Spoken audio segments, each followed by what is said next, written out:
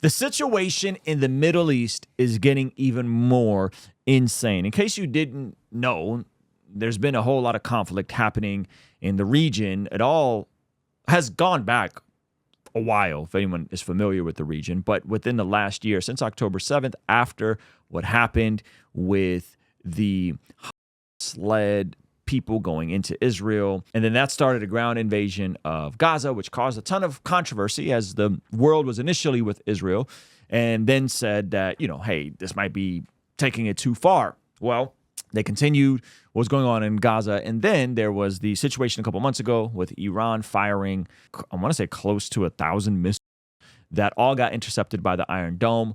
Then there was the situation of Hezbollah in the north from Lebanon firing into a Druze village where a handful of children were on a soccer playground. Then Israel responded and took out the leader of Hezbollah, took out a leader of Hamas, took out a leader of Iran. Things kind of quieted down. Israel seems to be starting a ground invasion into Lebanon. And now, as of a couple hours ago, more Iranian missiles being fired into Israel. But this time, they are apparently not being intercepted by the Iron Dome, which has then spun off a bunch of other crazy conspiracy theories about Israel intentionally allowing the Iron Dome to go down to allow them to be hit so that they can justify a war with Iran, which would then effectively be World War III, potentially. Really? The United States has sent more troops to the region. Israel has talked about the escalation of force before there's a de-escalation of force. So you de-escalate by escalating. I'm not quite sure how that works. And so you have folks that Once everyone is dead, there is nothing to escalate. Fact, like logic. That's yeah. like- yeah, that's yeah, like- yeah. Yeah. So we're going to look at some of the footage. I'll save my thoughts till the end. So this is... Turn that down.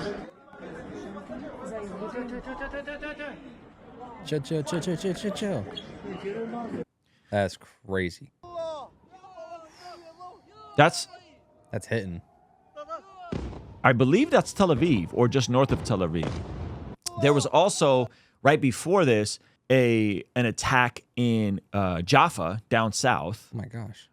So you got actual targets being hit in Tel Aviv. Now, Tel Aviv is like New York City. Like Tel Aviv is extremely densely populated. Yikes. It's a major city, and there's now contact being made. It's not just pieces that are coming down from the Iron Dome. It looks like they're actually hitting.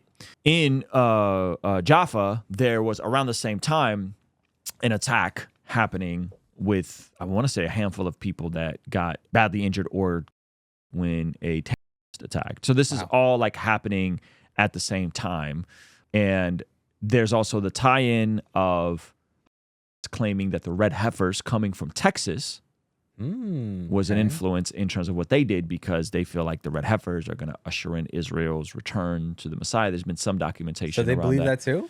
They believe that. Israel believes that. But they believe that... They don't believe that Israel... Oh, okay. You know what I'm saying? So they believe that Israel believes it, which would mean they believe that if the red heifer situation would go down, that Israel would be like, all right, time to take all the Muslims. I don't know if that's like linearly what they believe. The temple. Yeah, potentially, yes. So my man Emmanuel Rohrer said the attack in Tel Aviv was next to my home. My friend was literally on that light rail. Light rail? So it's heating up in the region, and it's gonna heat up more, unfortunately. Before it gets better, it's going to get worse. And this is just crazy that this stuff is happening. Developing two wrists exited the light rail in Tel Aviv armed with automatic weapons. All weapons are automatic, and opened fire on those nearby. Estimates range as high as 25 wounded, 4 critically so far. Wow. I don't understand how they were able to get weapons into Israel. Israel is not that... It's not that easy.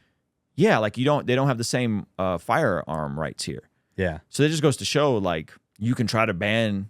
Bad guys with guns. You know, you could try to ban that, but like folks who want to commit these sort of acts are going to get these in to there. And so so it seems like this is all like happening at the same time. And from one standpoint, people can argue that Israel is escalating, right? That they're generally looking at this through a modern lens of like, hey, how can we allow highly civilian areas to be fired on the way we've seen in Gaza and in Lebanon. These are apartment buildings getting taken out, right? From another standpoint, I'm not going to see that same logic extended to what just happened there. Does that make sense? People are going to be like, "Hey, oh my gosh, look what Israel's doing. They're so bad. Israel's so bad. Israel's so bad." Yeah. And then when it happens to Israel, they're going to say, "Well, Israel deserved it." So like you're damned if you do, you're damned if you don't. Right? Like you are trying to do what you can to prevent future attacks. They said that they found a whole another set of tunnels in Lebanon that and they found evidence. I was trying to get you to pull up the actual video of them talking about it that was saying they were going to pull another October 7th type attack of Hezbollah through the north, and they had the tunnels to do it. On October 8th, the Hezbollah terrorist organization in Lebanon launched an unprovoked attack on Israel. So this is the kind of goofy stuff I'm talking about. Iran doesn't attack civilians unlike Israel. Iran literally just fired into Tel Aviv, which is straight civilian territory. Do you know what I'm saying? Yeah. Like these are the double standards. That's so cringe. These are the double standards of like, you're starting with the presupposition that Zionism is bad and Israel's bad, and therefore Zionism and Israel's bad. Therefore anything Israel does is bad, and anything that happens against Israel is okay. That's the crazy backward asinine logic that we're operating in. You know what I mean? And so there are civilian areas that are being hit. Hezbollah did hit a civilian soccer field. And then what will they say to that? No, it was actually, then you get into conspiracy land. It wasn't Hezbollah. It was actually an Israeli that hit the Druze village and take out their own people. Yeah. You know what I mean? And so it's like, when you're starting with the presupposition that Israel's the bad guy, no matter what, then you've already checked out. Like you've already checked out of the conversation. You're not willing to have a meaningful conversation. And by the way, to me, there are no good guys or bad guys in this situation. There are people that are strategic alliances with the West. Yeah. But that doesn't mean that Israel is without fault and doesn't do anything wrong. They fumble and do goofy stuff all the time. That's terrible. You know what I'm saying? That should be better because the world's watching. And then there's stuff that's happening of like an actual axis of evil that does not want Israel or America to exist. And when these people get dealt with, all of a sudden Israel's the bad guy. Israel's the aggressor. You can't. There's such an incoherent logic that goes into this sort of stuff. So let's go ahead and play this. Go ahead. In the war that Hamas started on October 7th with their brutal massacre in southern Israel. Since then, Hezbollah has fired over 9,500 rockets at Israeli homes, families, and communities, forcing 60,000 Israelis to evacuate their homes. Hezbollah has openly declared that it plans to carry out its own October 7th massacre on Israel's northern border, but on an even larger scale. They call this plan Conquer the Galilee. So this is what they are claiming they discovered. Yeah. And so like, had they discovered October 7th on October 6th, what do you think they would have done? Yeah. And I think the issue is that most people don't have a understanding of the Israeli psyche. Like you probably don't know any Israelis or you don't know any Jewish people that like share dual citizenship with their, and I'm not saying this is not a eschatological Israel is God's chosen people. This is like, remove all that. That's a separate theological conversation. We've had that conversation. Yep. This is strictly talking the psyche of the Israeli person comes down to, they all know someone that was a part of the Holocaust. So what's driving their modern history? We are never going to allow anything like the Holocaust to ever happen again. So what do you think is going to happen when they sniff out something that feels like another attempt like that? They're going to see red and come down with crazy force. That is foreign to us in America, where we're, first of all, we're a piece of land away from our enemies. That is not foreign to the rest of this region. This is how they get down there. Yeah. This is how they've been getting down there. This is how they will continue getting down there until Jesus returns. And so if you don't understand the psyche, I'm not even talking about religion. I'm just talking about the psyche of the Israeli person. You know how you could summarize their psyche? Never again. That is how they view the world. Never again. So what do you think is going to happen? Hello. What do you think is going to happen? And so you can say, well, civilians this and civilians that, and then they'll point to you and say, well, we actually have the lowest civilian rate of any modern war. Hello. Better than America. Yikes. It's just we didn't have social media when Iraq was going on and we were being messy in Iraq. We didn't have social media when Vietnam was going on and we were being messy in Vietnam. And that's not just America. Like any other army ever, unfortunately, civilians are going to get caught in the... It's sad and disgusting. War is not clean and pretty. It's not clean and pretty. And so it's like we're taking this very modern Western view and we're projecting that into like war in the Middle East. Like, dog, it's war. Yeah. 1, 2, it's the Middle East. Yeah. When's the Middle East ever been the place of peace? Yeah. And so someone pointed out 1 million Iraqis. Thank you, Bush and Cheney. Right? Like, okay. And so you're talking about a really, really, really temperamental perspective on anyone that's a threat to their existence. That's what you're dealing with. So what do you think you're going to get? Mm-hmm. What do you think you're going to get? And they know that America, for better or for worse, you could have a non-interventionist policy if you want, like a Matt Walsh does. I'm not mad at him for holding that position. But for better or for worse, America is going to have their back. Yeah. What would you do? What would you do if you were the kid that got bullied your entire life? Your brothers and sisters got wiped out and killed.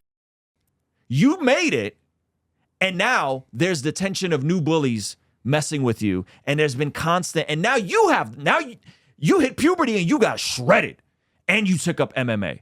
Yeah. What do you think is gonna happen? Yeah. What do you think is gonna happen when those bullies come around on your block? And you're carrying, and you got to conceal and carry, and the big homies got the, you know what I mean? Like, what do you think is gonna happen? Yeah. So I think all of this is more of a miscalculation and a misunderstanding of who these folks are and not knowing any of these folks than it is on what the ethical dilemmas are around just war theory. Yeah. That's what it is. I think it's funny, the idea that that these people are sitting around in the same ways that we are debating like ethics of war. They're like, not.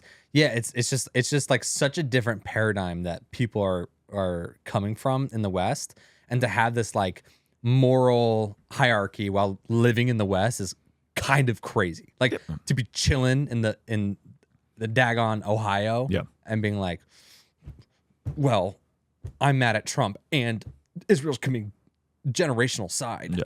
Yeah. It's like, okay, relax, bro. Yeah. Those are two different things. Yep. Like, yeah. oh and so, and there's a lot of books on the history of this stuff. I've been going down a deep dive of, somebody mentioned the Palestine delusion. There's all sorts of books. Like, I'm not going to get into the geopolitical history of this. This would take forever. But needless to say, that's a very complicated history. It's a very messy history. It's a history that involves very similar DNA. Oddly enough, the Palestinian people and Israeli people have a lot of genetic overlap. They probably both go back to that land. A lot of people who are Palestinian today were probably Jews who became Christians who were forced to convert to Islam. Mm-hmm. The connection to Britain and the way that land was divvied up, it's a mess. Like, there's no way around it to just be like, like Israel bad, Palestine and axis of evil good. Like, Israel bad and they made the mess. Like, it's like you're oversimplifying all of this. Yeah, and it's also, I don't know if this is accurate, but this is how it feels. It feels... Okay, real quick, I need you to know about something that is going to expire October 11th, and I don't want you to miss it. As we come out of a tumultuous and divisive election season, it is my heart that we can be the hands and feet of Jesus and live a life that blesses God. And that is why we are having the first ever in-person Bless God Summit, the solution to the culture war. To not just be Christians who are reactionary to whatever is going on, but to live a better story and build better culture. And to be the solution of the culture war, I've brought in some of your favorite YouTubers, podcasters, speakers, and apologists to equip us by speaking at this 3-day event. This isn't going to be like the typical Christian conference, as we'll be doing something that is interactive, social, and giving us an opportunity to connect with each other and some of the speakers and performers. And this is all happening March 27th, 28th, and 29th at the beautiful Westin Spa and Resort in Carlsbad, California. The good news is we got the prices down to the bare bones to make sure that our day one supporters can get a bit of a discount so you can bring your whole family. Now, the bad news is this price is only available until October 11th. So don't miss the best time to get your tickets and go to blessgodsummit.com now. 50 years too late. Like like people are like, wow, how bad of this to happen. And it's like, but it's just been going on. It's been this person responds to this person, to this person, to this person for so long that like you can't just become an adult in the middle of the situation. Like, oh, I'm in my 20s in 2025 and now I have an opinion on this. Right. It's like this is they've been each other for so long. Each Like other. it's not as easy as just like, wait, guys, why don't we just not do this to each other? Yeah. And so trying to oversimplify it is not going to get anywhere. Trying to hypergeneralize Jewish people as all bad and all anti-Christian is goofy. You don't know any Jewish people if that's what you think they are. There are definitely Jewish people that are hostile towards Christians. And then there are Jewish people that love Christians. And then there are Jewish people that are indifferent. So like trying to oversimplify this is really silly. I personally don't rock with the word genocide. Like you're talking about the word genocide, and the population in Gaza has done nothing but increased. You know what I mean?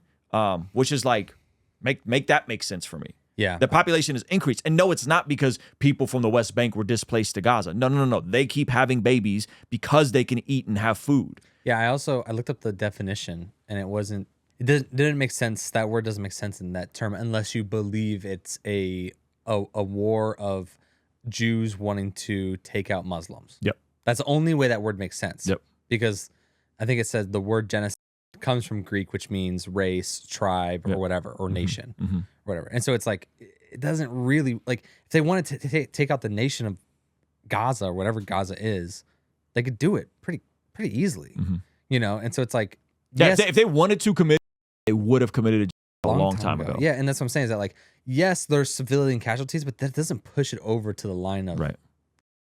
Question for you, though. What do you say to the people that are like, this would never happen if Trump was in office? How valid is that? I'm not super familiar with this is the thing. And foreign affairs. This is the thing. This is the thing. You can diss Trump all you want. You can say he's a goof and he, says goofy stuff. And sometimes he talks about cats and dogs being eaten by, right? You can say all that. And there's some validity to some of that stuff. What you can't say is that he didn't get the Abraham Accords through. What you can't say is that... And that was like the peace treaty between... That was going to be the peace treaty between Israel and the entire Middle East. Ugh. Like, that's crazy. You know what I mean? Like he was pushing that through, and so you can't take that away from, like, he made more progress there than any other president in recent memory. And the Abraham Accords was a big deal. That was going to open up trade with a lot of that region. And some say that trade has even been going on behind the scenes, even though it hasn't been finalized. And so Trump did a good job in this region. He did a good job with the Abraham Accords. Is that just straight charisma? Like what is it? Or is it just like the current administration not even trying? I think Biden's asleep at the wheel. I hate to say it, but I think everyone else doesn't have, you gotta kind of have the balls to, like, say we need to intervene. Yeah. And some people would say, like, Abraham Accords was a middle finger for Palestine. I mean, respectfully, like, no one wants to take in the Palestinians. Yeah. Egypt don't want to take them in. Jordan took some of them in, don't want to take them in. You gotta sort through that somehow. That doesn't mean the rest of the region just shuts down and doesn't do anything. Like, they got to figure out how to live together. They share borders with all these people. You know what I mean? And so, like, the Abraham Accords, I think, was a huge net positive. And you got an administration that is asleep at the wheel, that doesn't, I don't think, I mean, if I'm going to be honest, like, I think Trump's probably a better negotiator than Biden and Harris. You know, again, outside of the politics, outside of some of the things I disagree with him on, that's not an endorsement. I'm not saying go vote for him. I'm just saying. But, like, that's one of his strong suits. He's got faults. He's got strong suits. The other side has faults. The other side may have strong suits. Yes. I think you could say he's unhinged. Yeah. But who are you going to want to do business with? The guy that might be slightly off and unhinged? Yeah. But will talk to you? Or the guy that's asleep at the wheel? Yeah. Who's barely present? Yeah. I think, if anything, the best way to describe Trump would be he doesn't meet a social standard held by the American bubble. Yeah. But he speaks the language of kind of the rest of the world as well. Like if you look historically at world leaders, right? They need certain attributes, and hopefully they use those attributes for good, right? And the American bubble, the social acceptance of the American bubble is that, like, I want a world leader that doesn't have any of those attributes. I just want them to be kind of soft and doughy and kind of just go around. But like traditionally, for as long as human civilization has ever existed, Trump has the attributes, while in a modern era of social media, a lot of access to the person might is coming off very intense or rude or whatever. He also has the attributes that other world leaders have. And so that just makes it, I think that's what makes it easier for him to work in those spheres. But as Americans, there's a lot of Americans that are like, no, Trump bad, he never does anything good. You know, and so it's like, well, your standard is just comfortable. Like you want to live your suburban life, but your president is just like, your president should not just be someone that like can live a suburban life. Yeah. It needs to be someone that kind of has some grit to him. I think anyone who knows the surface level of Israel will tell you they won some pretty incredible wars Yeah.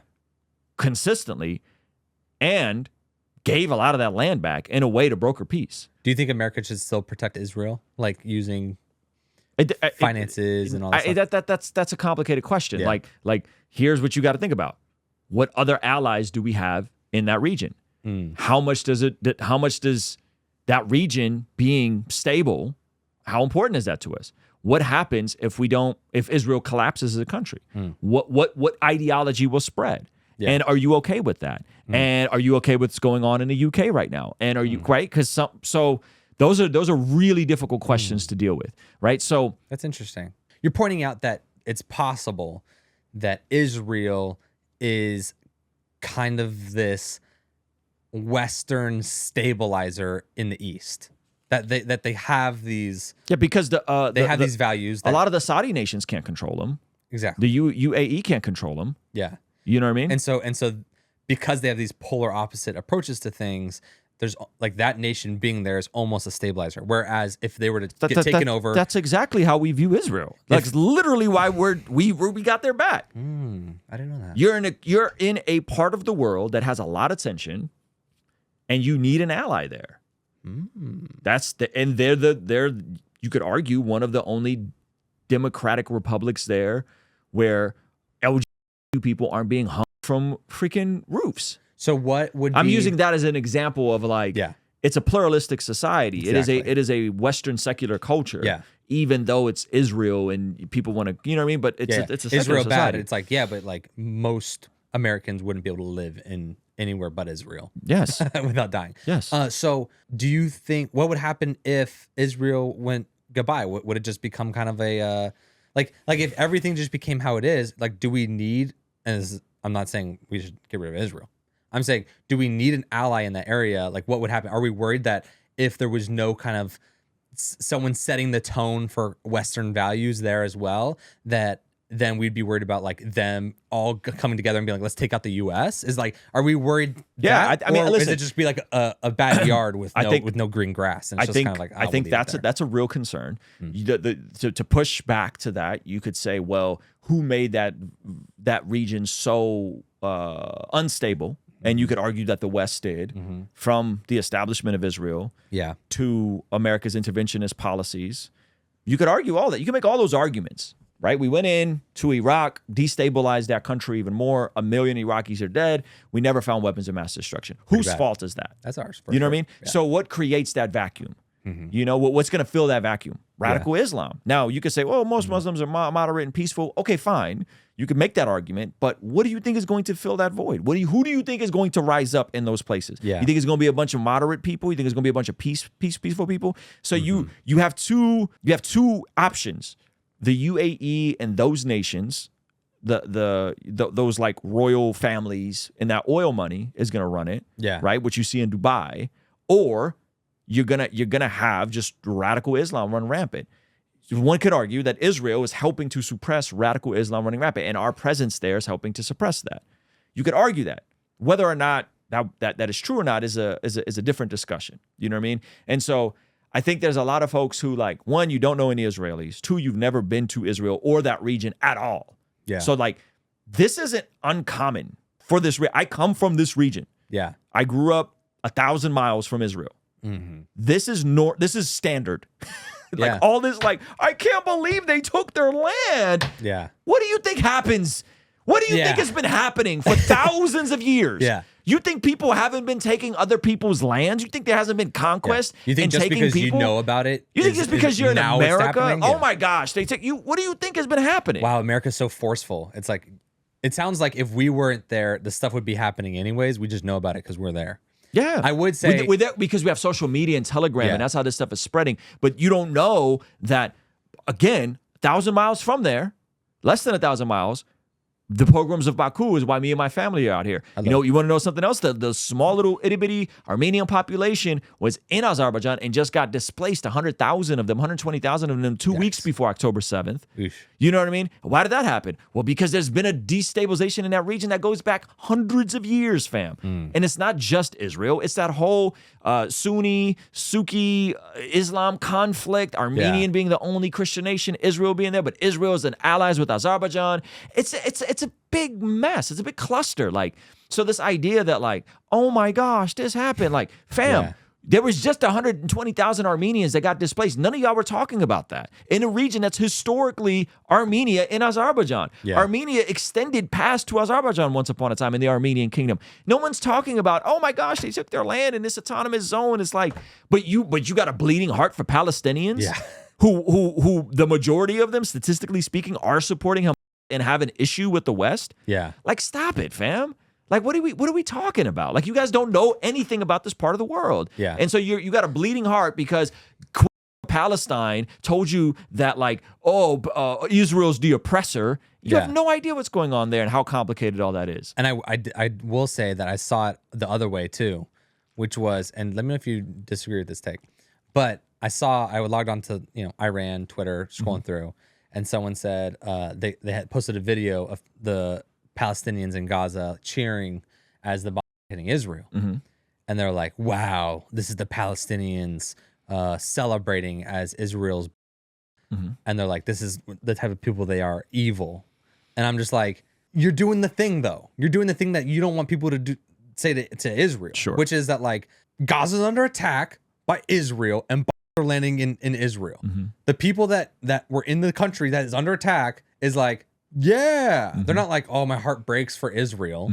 Like, and so it's this idea that like so many people are having takes, they're removing themselves from the realities of war, which is like, once people start dying, it's this person versus this person. You know what I'm saying? There's Palestinians in Gaza that don't mess with, that are like, I do not like Israel right now because my life is, Because my life is worse under this situation. my life is worse under this situation, even though I don't like Hamas. Right. And so, but it's, so they don't like Israel. And that's just is what it is. But that's war. That's one of the realities of war, that people aren't going to like other people. So it doesn't mean that, I mean, like, I'm not cheering, you know what I'm saying? But like, I'm not judging Palestinians who are cheering. And those guys are probably Hamas that are cheering and the thing too. So it doesn't, it's too hard to say. Hey, thank you so much for checking out the video. Comment down below and let me know what you think. And be sure to check out this video that YouTube is recommending just for you. Let me know if they nailed it. All right? I'll see you over there. Peace.